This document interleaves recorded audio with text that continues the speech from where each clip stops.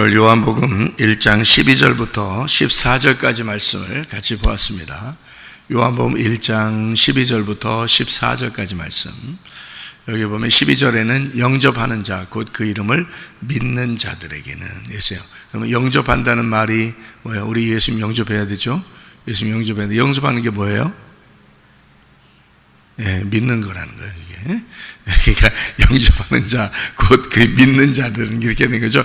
그러니까 믿는 자가 영접하는 거고, 영접한 게 믿는 거예요. 그러니까 믿는다는 거는 영접한다는 말이에요, 이게. 예, 그러니까 영접했다. 우리 예수님을 영접해야 된다. 그러니까 그 말은 믿는다, 그 말이에요. 예수님이 우리에게 이제 오셨어요. 그게 믿음이에요, 믿음. 믿음이 왔다는 말이고, 그 믿음을 우리가 믿는다 그러면 그 영접한 거예요, 그게. 그 믿음을 영접했단 말이에요. 그러니까 믿음을 받아들이고 영접하니까 그 믿음이 내 속에서 살게 되죠.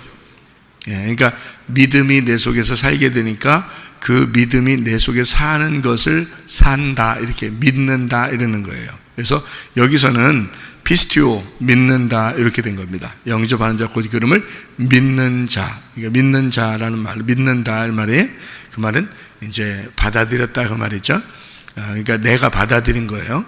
뭘 받아들였냐면 그 믿음을 내가 받아들였다. 그 믿음을 내가 영접했다. 그 믿음을 내가 믿었다 그 말이에요. 그거를 그 믿음이라는 예수님을 내가 믿었다. 그러면 그 영접한 거예요. 예수님을 믿음을 영접했다. 이렇게 된 겁니다. 그러니까 우리가 믿음과 믿는다라는 말이 함께 있어야, 그래야 그 믿음이 온전한 것이다, 이렇게 되는 거죠. 왜냐하면 그 믿음을 믿는다가 있을 때 그 믿음이 온전해졌다, 그 말은 내 속에 들어왔다 그 말이에요. 그러니까 우리가 뭐 온전한 믿음을 이렇게 가졌다, 막 열심히 하게 되었다, 진짜 흠없이 점도 없이 죄도 짓지 않고 다 잘하게 되었다, 이런 말이 아니에요.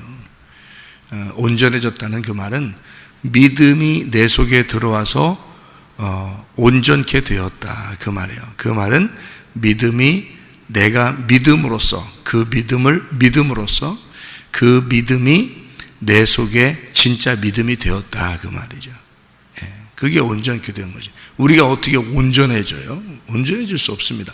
어떻게 완전하고, 하나님 완전한 것처럼 너희도 완전하라, 하나님이 온전한 것처럼 너희도 온전하라, 이런 말이 있네. 그렇게 우리가 어떻게 돼요? 그렇게 되는 게 아니라 그 믿음이 온전하신 분이에요. 그 믿음 자체가, 예수님이라는 그 믿음 자체가 온전하신 분인데, 그거를 내가 영접하면 되는 거예요.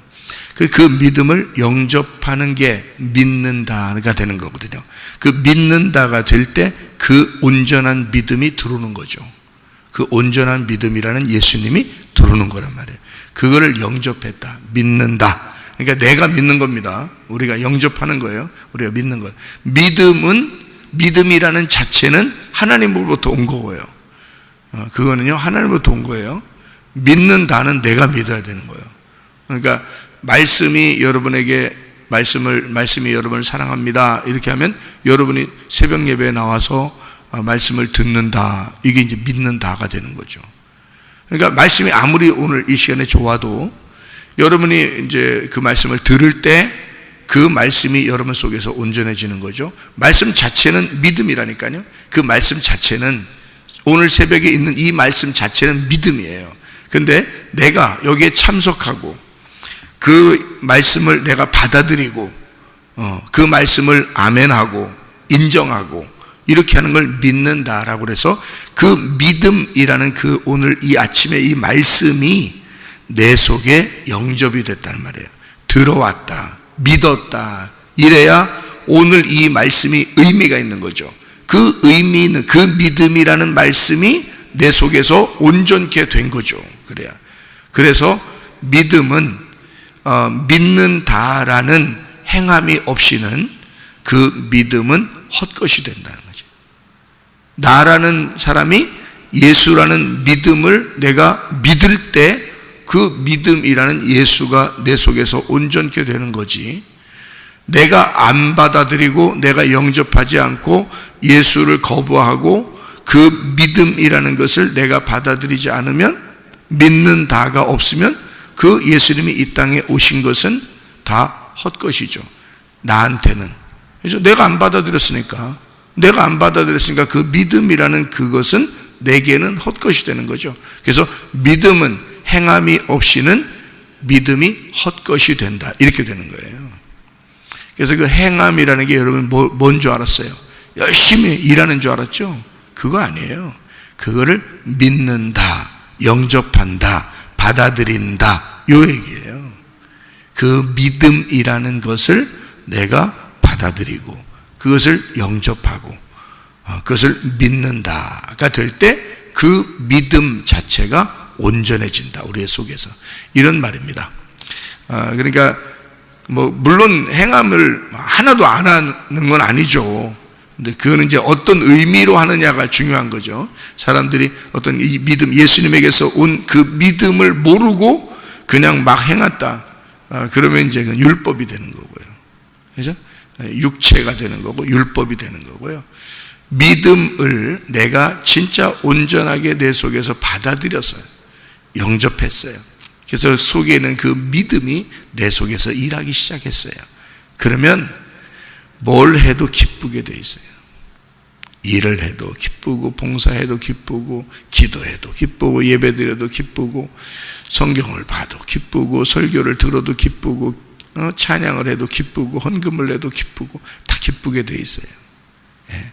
왜? 누가 한 거니까? 그 내가 받아들인 그 믿음이 하신 거잖아. 그분은 온전하신 분이거든요. 그런데 그분이 없는데 그냥 열심히 해보려고 하는 사람들은 육체, 율법이라고 그렇게 말하는 것이죠. 자기의 열심이죠. 종교성을 가진 거죠. 하나님을 믿는다라고 하는 게 그래서 두 종류가 있는 거예요. 내가 열심히 믿어 드리는 거하고 위에서 믿음이 내려온 거하고, 이렇게 두 종류가 있는 거예요. 그러니까 이것이 온전해지려면 위에서 내려온 믿음을 내가 믿는다로 받아들인다. 그러면 위에서 온 믿음과 내가 믿는다는 것이 일치가 되는 거죠. 하나가 되죠. 그러면은 온전한 믿음이 된다, 이렇게 생각을 하면 되겠습니다. 여기 이제 말씀이 육신이 되었다, 이런 말이 있죠. 14절에 보면, 요한복음 1장 14절에 말씀이 육신이 되어 우리 가운데 거하심에, 그 거하심에라는 말이 무슨 말이냐면요, 스케이노라는 단어입니다. 이 스케이노라는 단어가 무슨 말이냐면요, 거주한다는 말이고, 산다는 말이에요. 거한다. 그리고 특별히 이 스케이노라는 단어는 뭐에서 쓴 거냐면 천막을 친다라는 단어에 쓴 거예요. 천막 친다, 그러니까 장막을 친다, 그 말이거든요. 그러니까 말씀이 육신에게 장막을 친다, 그런 말이거든요.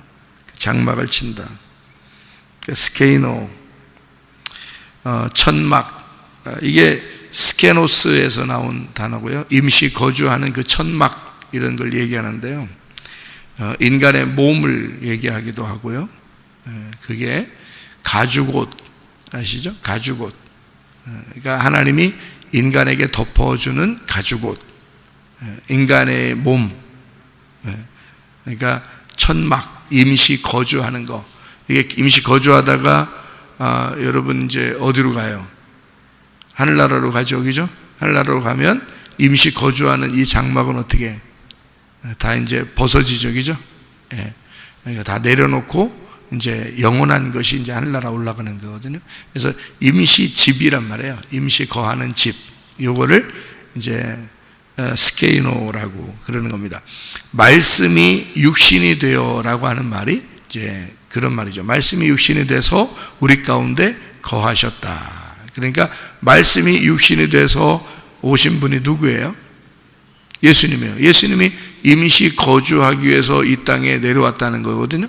그러니까 이 땅에 내려와서 우리에게 천막을 쳤다는 거예요. 그러니까 말씀이 육신이 돼서 우리 가운데 와서 거했다, 이렇게 천막을 쳤다, 그 말이에요.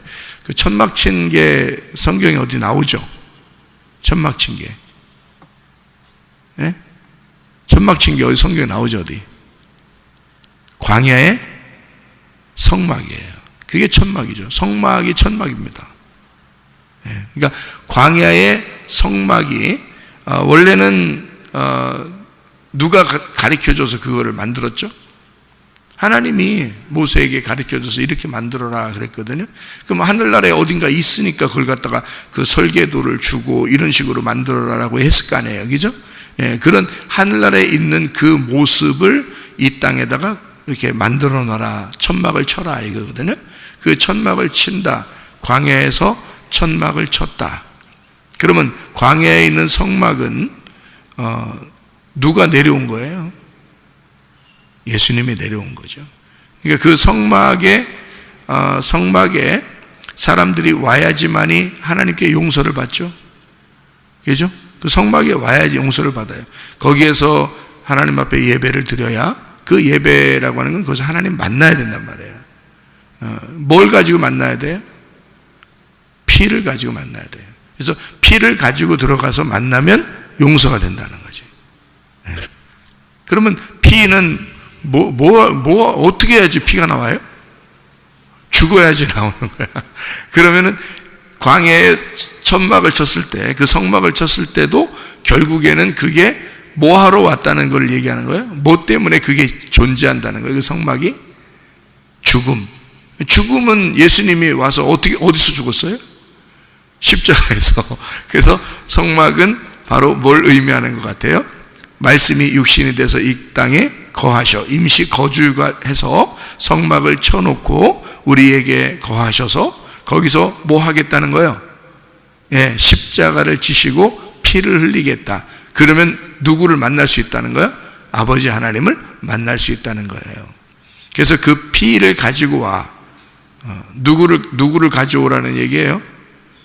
나를 위해 죽으신 예수를 가지고 와. 그러니까 나를 위해 죽으신 예수를 가지고 오면 하나님 아버지를 만날 수 있다. 그게 어디냐면 광야의 성막이란 말이에요. 그 얘기를 그대로 예수님이 이제 예수님 그 말씀 요한복음에 이 말을 그대로 예수님이 이렇게 되신다라는 말을 그대로 하시는 거예요. 그러니까 광야에 있는 성막을 지금 예수님으로 비교해서 예수님을 여기다가 설명을 해 놓는 거예요. 말씀이 육신이 돼서 우리 가운데 거하셨다. 그게 가지고 오시고 그게 광야의 성막이다. 그것이 우리에게 거하셨다. 그 육체로 우리에게 집을 짓고 우리에게 보여준 거다. 이제 이런 얘기를 하는 거죠. 그럼 거기에 그 성막의 목적은 뭐냐면 피를 가지고 와서 하나님 아버지를 만나는 겁니다. 그게 이제 목적이거든요. 그게 성막을 지은 목적이에요. 거기서 하나님 말씀이라는 법궤에 예수의 피를 가지고 가면 그 죽음으로 말미암아 그 법궤에서 하나님을 만나는 열림이 온다는 거거든요. 그러니까 예수의 그 죽음에 우리가 동참한다는 말은 회개예요. 회개. 진정으로 회개하는 거예요. 그 예수와 함께 내가 정말 죽어야 되는 겁니다. 그래서 그 죽음이 있을 때 여러분이 진짜 보통 죽지 않으면 새벽 예배 나오기 어렵죠. 요즘 시대는요. 보통 죽지 않으면 새벽 예배 나오기 어렵습니다. 그러니까 이렇게 자기의 그 죽음을 통해서 그 예수님을 하나님 앞에 드리는 거예요. 그게 말씀이 육신이 되어 여러분과 함께 거하시는 주님이란 말이에요. 그러면 거기에 주님이 하나님 만나는 거예요. 어디서 만나는 거예요? 내가 하나님을 만나는 거죠. 그죠? 왜? 나에게 장막을 치신 분이 예수님이니까. 그 예수님이라는 장막을 쳐서 나를 예수의 십자가에 같이 매달고 그리고 그 죽음의 피를 들고 우리가 가면 그러면 그 자리에 하나님 아버지가 만나는 거니까 그게 예배니까.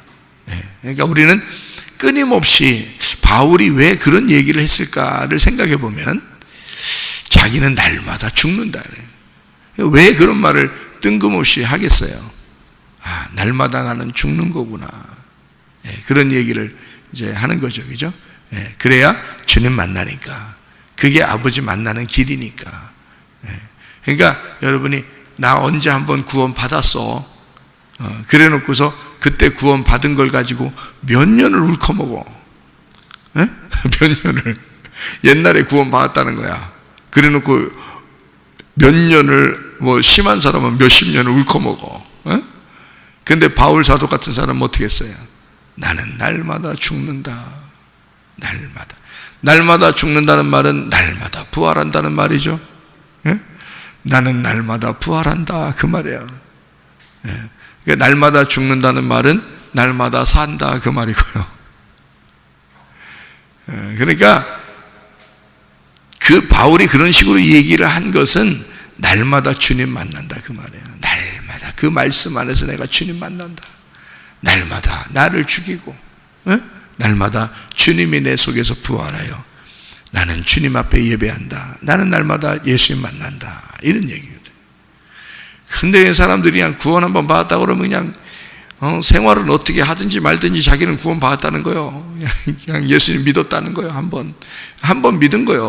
언제? 옛날에 그거 가지고 그냥 막 울컥먹어 죽을 때까지. 그런 거 아닙니다. 날마다 우리가 그 말씀이 내게 거주하여 나에게 장막을 쳐야 됩니다. 날마다 장막을 쳐야 되면 내가 어떻게 아버지 하나님을 만날 수 있을까를 생각해 봐야죠. 그게 주님의 십자가, 그 피를 가지고 가야 주님 만나는 거니까 바울은 날마다 내가 죽습니다. 이렇게 주님 안에서 나는 날마다 죽습니다. 이런 얘기를 하는 거죠. 얼마나 우리에게 그 합당한 말입니까? 그 참 복음이죠. 진실로 복음입니다. 자, 여기에 이제 요한복음 1장에 이렇게 보면 말이에요. 참 복음이 나와요. 말씀, 생명, 빛, 진리, 어린 양이라는 그 내용이 요한복음 1장에 있는 이런 내용인데요. 여러분, 여기에 그 하나님이 우리를 만날 때 어떤 현상이 벌어진다고 그래요? 하나님이 우리를 만나면 어떤 현상이 벌어져요? 말씀이 육신으로 오면 어떤 현상이 벌어져요? 그럼 육신은 반드시 어떻게 돼야 돼? 죽어야 되죠. 육신은 심판을 받고 말씀은 부활해야 되네요. 그죠? 그래서 육신이 심판을 받아 죽으면 뭘로 부활해요? 그리스도의 몸으로 부활하는 거죠. 그리스도의 몸으로. 그러니까 육신은 죽고 몸은 부활한다. 이거 뭔지 아시죠? 육신은 사르크스라고 그러고 몸은 소마라 그래요. 단어를 이렇게 분리해서 쓴 것은 일부러 육신이 죽어야 된다는 것을 의미하는 얘기고요. 그리고 몸이라고 하는 것은 새로 태어나는 몸을 얘기하는 겁니다. 그리스도의 몸을 설명하려고. 그래서 성전된 너희가 성전인 몸이다 할 때 그리스도의 몸이다, 성전이 되었다, 새로운 피조물이 돼서 새로운 몸이 되었다 할 때는 소마라고 쓰는 거예요. 그리고 이렇게 오늘 여기 요한복음 1장 14절에 있는 말씀처럼 말씀이 육신이 되었다 할 때는 육신, 사르크스라고 쓰는 거죠. 왜냐하면 말씀이 죽으러 오셨다고 얘기하기 때문에 그렇습니다. 주님의 그 몸을 가지고 왔을 때는 그가 죄가 있어서가 아니라 나 때문에 육신에게 거하기 위해서 그 육신의 죄를 가지고 왔다 할 때 사르크스라고 쓰기 위해서 이렇게 말씀이 육신으로 왔다라고 일부러 이런 식으로 쓰는 거예요. 성경을 구분하기 위해서. 그러니까 말씀과 육신은 뭐예요? 반대잖아요. 반대. 이 반대인데 육신이라는 단어가 사르크스, 헬라어로는 사르크스인데 히브리어로는 무슨 단어라고 했어요? 바사르라고 그랬죠. 바사르라는 단어는 어떤 의미로 쓰인다고 했어요? 두 가지 의미로 쓰인다고 했어요. 바사르라는 의미는 하나는 살덩어리, 이렇게 살덩어리를 말할 때 바사르라고 얘기하고요.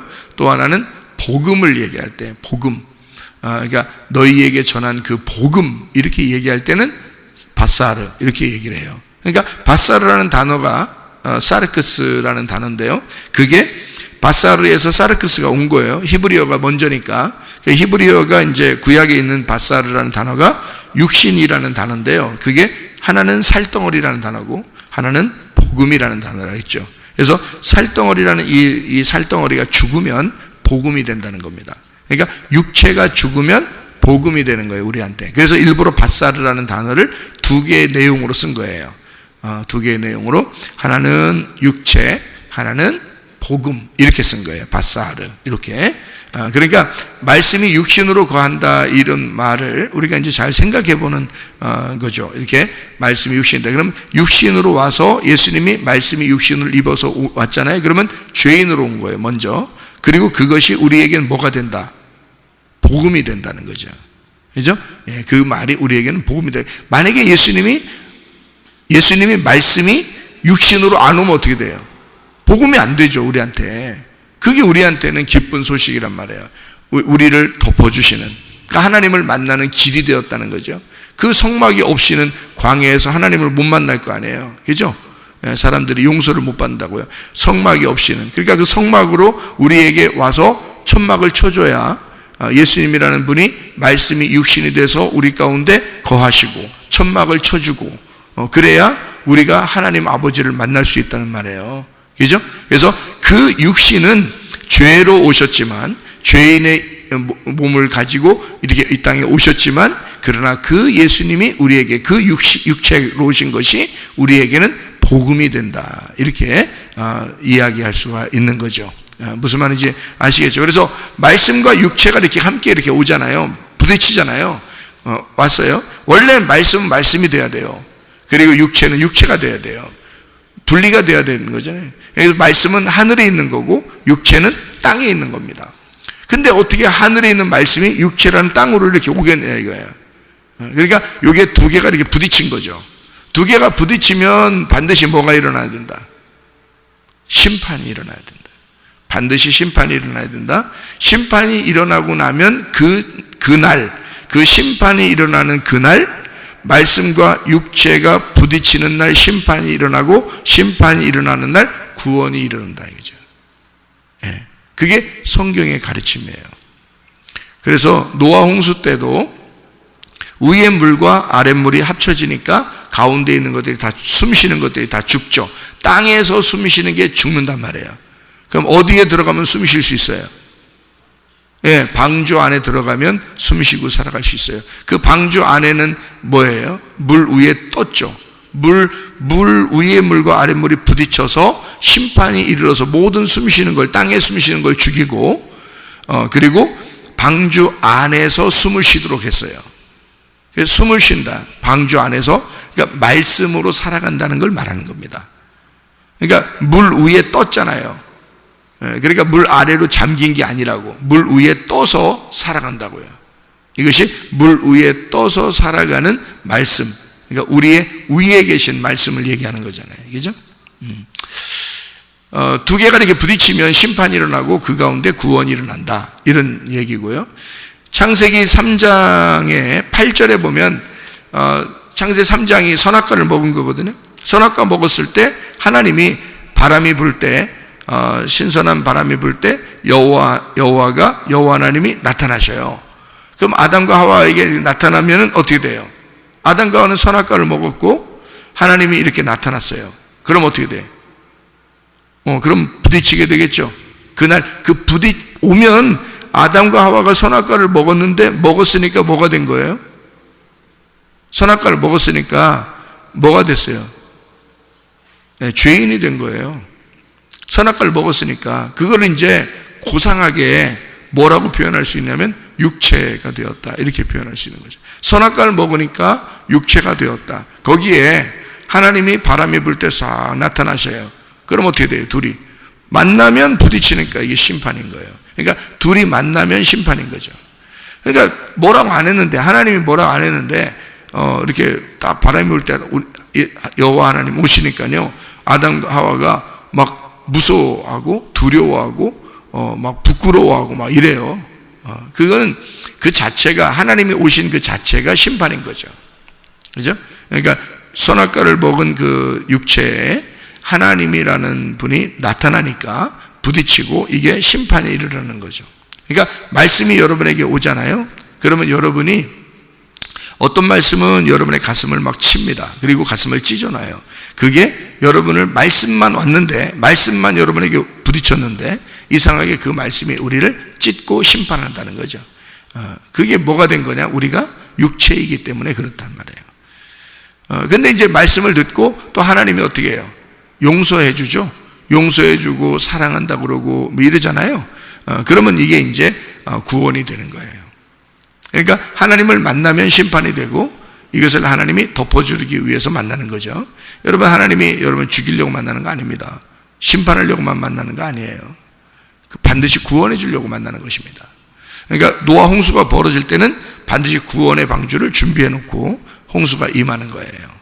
그러니까 주님이 우리를 구원해 주신 어떤 목적을 가지고 우리를 심판하신다, 그런 말입니다.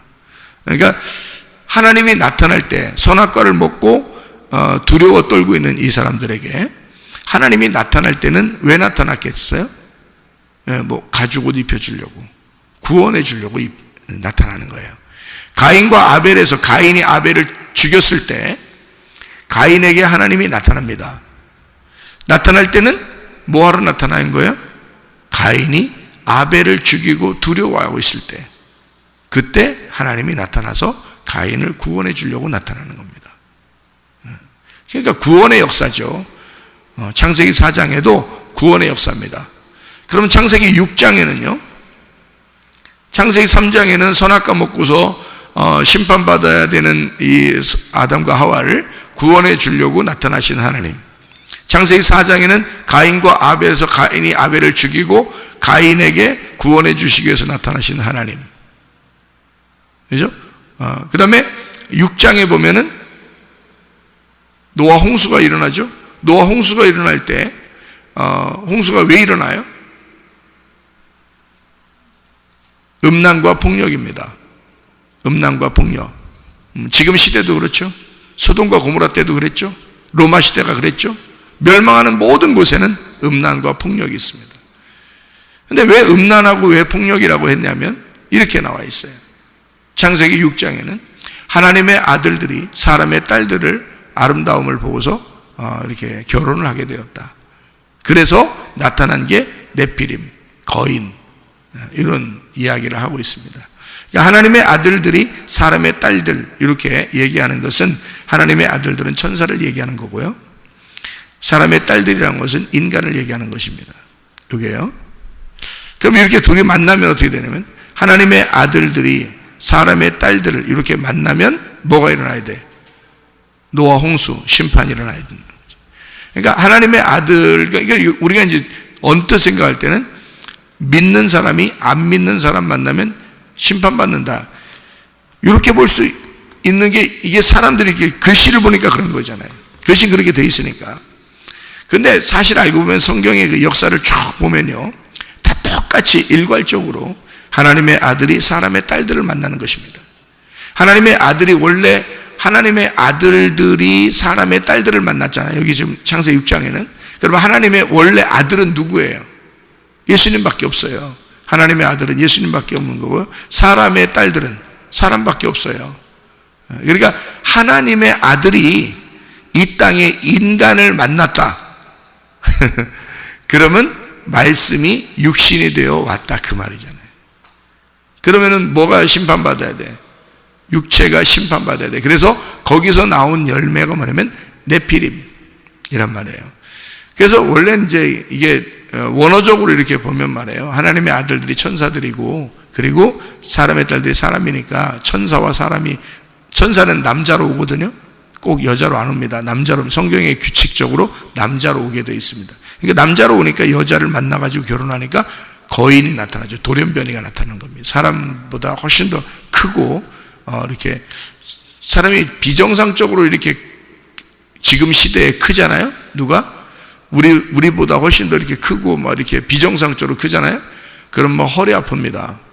그런 사람들은 허리 아프고 잘 뛰지도 못하고 어디가 비정상적으로 이렇게 자라나고 있기 때문에 이렇게 움직임이 더뎌요. 그런데요, 성경에 나와 있는 거인들은 그러지 않았어요. 그때는요, 어마어마하게 큰 거인들이죠. 막 사람의 몇 배나 되는 그런 거인들인데도요, 그 사람들은 용사였습니다. 고대 용사들, 네피림, 이 사람들은 항상 세상을 지배했어요. 그 당시의 사람들은요. 그래서 모세가 이스라엘 백성들을 끌고 나올 때 그때도 이미 거인들은 세상의 왕으로서 지배하고 있었고요. 그때 당시에 침대가 몇 미터였다 이런 거 다 나오고 그러잖아요. 그죠? 그게 그 거인들이 어마어마하게 있었다는 얘기를 하는데 그 사람들이 막 뛰는 것도 굉장하죠. 그리고 그들의 움직임은 굉장히 빠르고 그리고 거인이고 힘도 있고 그만큼 빠른 사람들이거든요. 요즘 키 크고 비정상적으로 키 크고 이런 거 아니에요. 그 정도가 아니에요. 가나안 땅 근처에만 이런 거인들이 주로 있었습니다. 왜 그러냐면 그 가나안 땅 근처가 하나님이 지시한 땅이기 때문에 하나님의 아들들이 사람의 딸들과 만나는 장소가 거기란 말이에요. 그래서 그쪽 근처에 이렇게 있었던 거죠. 에덴 동산을 회복하기 위해서 그들이. 그러니까 그게 육체인 거죠. 육체. 땅의 에덴 동산을 회복하려고 그들이 이 땅에 내려온 천사들이다. 이런 얘기들로 신학적으로도 얘기하고 그러거든요. 그런데 우리는 이제 이거를 성경을 일괄적으로 쭉 봐야 되잖아요. 그러다 보니까 이게 하나님의 아들들과 사람의 딸들 이렇게 이야기하는 하나님의 아들은 한 분밖에 없어요. 예수님. 그리고 그를 따르는 자들을 하나님의 아들들이라고 이렇게 말할 수 있거든요. 그러니까 사람은 또 사람은 인간이잖아요. 사람은 땅에서 나온 거죠. 땅에서 나온 거고 이것의 딸들이다 이렇게 하는 거죠. 그러니까 여기 이 말은 무슨 말이냐면요. 하나님의 아들은 예수님이고요. 사람의 딸들은 우리 인간이란 말이에요. 그죠? 근데 사람은 인간인데 하나님의 아들이 인간을 만나는 거. 이게 하나님의 아들이 사람을 만났다. 이게 하나님의 아들이 사람을 취했다 이거예요. 말씀이 육신이 됐다. 이게 그 말이잖아요. 그죠? 말씀이 육신이 되었다. 그럴 수 있어요? 불가능하죠. 불가능한 걸 예수님이 이 땅에 내려온 자체가 말씀이 육신이 된 거란 말이에요. 그러니까 이건 불가능한 거예요. 그걸 했단 말이에요. 자, 하나님의 아들이 사람을 취해서 결혼할 수 있어요? 못하는 거예요. 하나님의 아들은 하나님 나라에 사는 거고 사람은 땅에서 사는 거거든요. 근데 어떻게 이 둘이 만나서 결혼합니까? 만날 수 없는 거거든요. 그래서 이거를 뭐라고 표현하려고 이 성경에 쓴 거냐면 노아 홍수가 왜 일어났느냐? 하나님의 아들들이 사람의 딸들을 취하여, 이 말은 아들들과 딸들을 뭐라고 표현하려고 했던가 하면 말씀들이라고 표현하려고 했던 거예요. 말씀들. 자, 보세요. 잘 생각해 보세요. 하나님의 아들들이다 그러면 어떤 말씀을 얘기하는 걸까요? 예, 하나님이 우리에게 주시는 복음의 말씀들을 얘기하는 거예요. 진리의 말씀들을. 그러면 사람의 딸들이라는 건요, 예, 육체의 말씀들을 얘기하는 거예요. 율법의 말씀들. 그럼 보세요. 이 둘이 만나면 이게 안 맞죠? 부딪힌단 말이에요. 육체니까 말씀과 육체가 만나면 부딪히는 거죠. 누구 하나는 죽어야 돼. 그죠?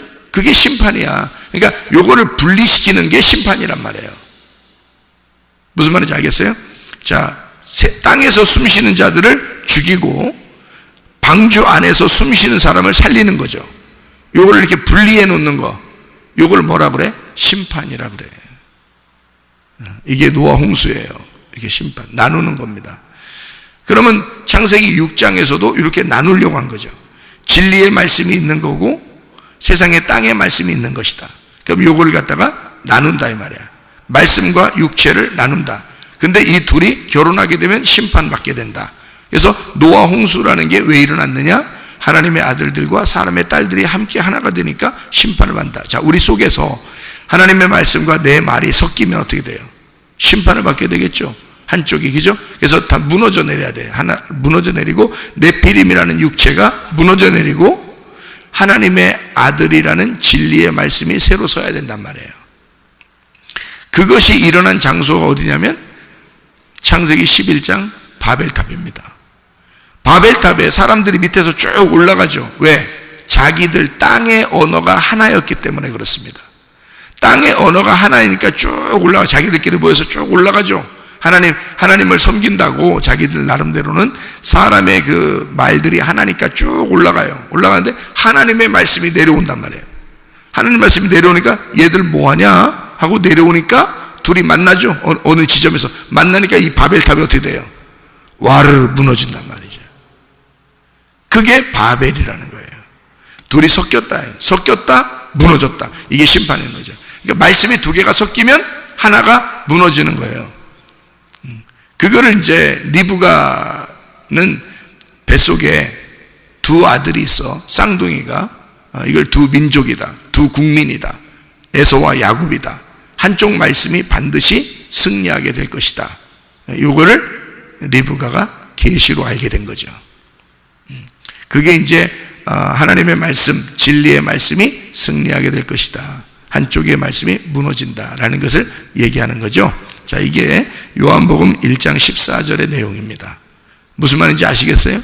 예, 요한복음 1장 14절의 내용. 그래서 요거를 우리는 볼 때 말씀이 육체로 오셨다 이렇게 말하니까, 육체라니까 여러분이 죄인 이렇게 생각하지만요, 성경은 다 어떤 의미를 썼다 그랬어요? 성경은 두 종류로 썼다 그랬어요. 두 종류. 성경 기죠? 다 두 종류. 그래서 어떤 종류로 쓴 거예요? 선악과와 생명나무예요. 그러면 하나는 뭐를 의미하냐면 죄와 사망의 법, 하나는 생명의 성령의 법. 그러면 말씀이 육신으로 왔다는 말은 이게 둘이 안 맞는 건데 이렇게 온 거죠. 그러면 죄와 사망의 법에 생명의 성령의 법이 온 거죠. 그러면 육체를 가지고 이 땅에서 나온 사람들이 있어요. 애굽에서 탈출하여 나온 사람들, 이게 육체를 가지고 있는 말씀을 받은 자들이죠. 말씀을 받았는데 육체를 가지고 나왔어. 그러니까 어디서 멸망해야 돼? 광야에서 멸망해야 되는 거야. 애굽에서는 멸망하는 게 아니야. 무슨 말인지 알겠죠? 그러니까 거기서 유전과 전통을 통해서 가지고 있던 말씀들을 광야에 나와서 하나님의 말씀을 만나서 자기들의 말과 하나님의 말이 부딪히는 거야. 광야에서. 무슨 말인지 알겠죠? 그러니까 광야에서 심판을 받아. 근데 여기서 이제 우리 애굽으로 돌아가지 않은 사람들만 다 죽습니다. 왜냐하면 그쪽으로 다시 돌아가자. 그러면 하나님의 말씀과 육체가 부딪히는 장소가 광야고요. 부딪혔더니 뭐가 깨지는 거야? 육체가 깨지는 거야. 그래서 하나님의 말씀이 살아있는 자들, 여호수아와 갈렙, 거기서 새로 태어난 자들과 여호수아와 갈렙은 가나안 땅에 다시 들어가는 거죠. 그게 부활하여 들어가는 것입니다. 그래서 요단강을 건너가는 거예요. 여기. 자, 무슨 말인지 아시겠죠? 그래서 육체라고 하는 그 자체를 우리는 내 육신 덩어리 이렇게만 생각한다고요. 육신 덩어리 맞아요. 죄인 맞아요. 근데 그 죄인을 죄인 되게 만든 게 뭐예요? 율법이에요. 그래서 육체라고 하는 것은 율법이 기본입니다. 율법이. 그러니까 누가 우리를 정죄하는 거예요? 모세가. 그러면 누가 우리를 은혜를 베풀고 진리 가운데 우리를 구원하나요? 예수님이. 그래서 모세는 우리를 정죄하고 예수님은 우리에게 은혜를 베푸신다. 그게 요한복음 1장 17절 말씀이에요. 봐보세요. 율법은 모세로 말미암아 주어진 것이요 은혜와 진리는 예수 그리스도로 말미암아 온 것이다. 이게 뭐하고 연결되는 거라고요? 말씀이 육신이 되어서 오셨다라고 하는 요한복음 1장 14절의 말씀과 연결되는 거죠. 그래서 모세와 예수님을 비교하는 것인데, 말씀이 육신이 돼서 오셨는데 그것이 광야에 장막을 쳤다. 우리가 보니까 예수 그리스도는 은혜와 진리가 충만하시더라, 그 말입니다. 그러니까 모세는 어떻다는 거예요? 은혜와 진리가 충만한 게 아니라 율법이 충만한 거죠. 그죠? 그것은 광야에서 죽는 거고, 예수 그리스도가 우리를 은혜와 진리로 요단강을 건너 데리고 들어가는 것이죠. 여러분, 우리는 어떤 사람들은 땅에서 위로 올라가는, 아직도 신앙생활이 땅에서 위로 올라가는 율법적인 신앙, 종교적인 신앙, 자기의 유전과 전통, 나 이렇게 배웠어, 나 이렇게 하래, 교회 가니까 그렇게 하래 라고 하면서 그렇게 자기들이 가지고 있는 지식, 자기가 가지고 있는 종교적인 행위를 통해서 하나님 앞에 나아가려고 하는 여전히 육체적인, 여전히 율법적인 삶을 살아간다는 겁니다. 그런 신앙생활을 하는 사람들이 얼마나 많은지 몰라요. 그러나 우리가 그런 사람들에게는 반드시 하나님의 말씀을 만나야 돼요. 하나님 말씀을 만나서 자기가 깨어질 때, 그때 자기가 부서지는 그곳에 하나님의 말씀이 살아계시고 그때 구원이 일어나는 것이다, 그 말이죠. 여러분, 그리스도 예수와 함께 은혜와 진리 가운데 사시면서 주님과 동행하다가 주님 만나기를 바랍니다. 아멘. 기도하겠습니다.